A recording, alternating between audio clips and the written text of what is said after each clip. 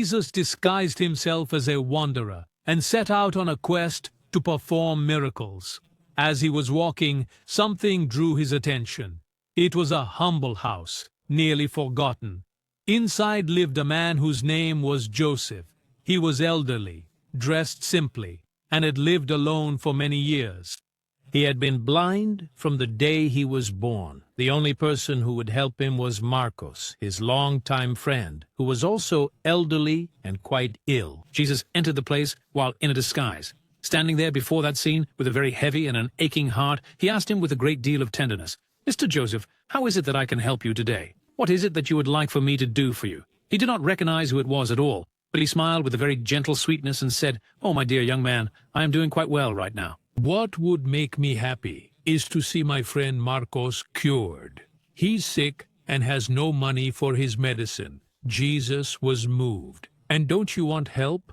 With tears in his eyes, he replied with faith, "Son, I am helped every day.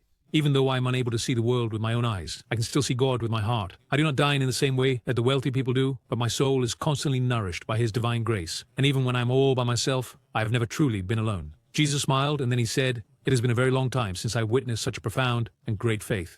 The most beautiful prayers, truly, are those that pour forth from the heart. And Joseph prayed, "O Lord, you have never, ever abandoned me. Even in my deepest pain, you have always been my strength. Today, I receive this young man who has brought such great comfort and much-needed help to my friend. Bless him, O Lord. Amen." With his eyes welling up with tears, Jesus said to him, "What a truly beautiful prayer that was. Now, Joseph, I want you to look directly at me. Oh, my dear son, I simply cannot do it anymore. I am blind. I know, but please look at me anyway." Jose obeyed, and as he slowly opened his eyes, he could truly see. "I can see. My eyes. I can actually see you." With tears streaming down his face, he whispered, "I dreamed about you. You told me you had a special gift for me. It was you." Jesus, with great tenderness, gently responded, "You have such a pure heart, Jose." Even in his own deep pain, he thought of the suffering of others. Today, God was truly pleased with his unwavering faith. Now, it's time for us to prepare dinner. Marcos is on his way. In the simple kitchen, there was rice, beans, meat, fish, and fruit.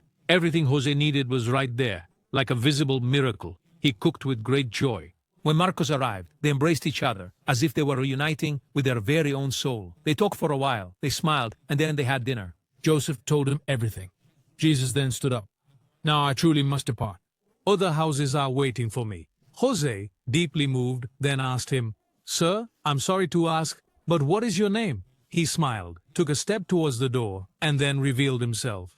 "My name is Jesus." And then he disappeared. The two men embraced each other, weeping. That night, two souls were truly touched by heaven. The moral of the story: Jesus always visits the most sincere hearts. He lovingly turns to those who, even in the midst of pain, hold on to their faith and never stop believing. True faith moves the heart of God. If you found some real value in this story, then please share it with a friend who believes, and please leave a comment telling us where you are watching from.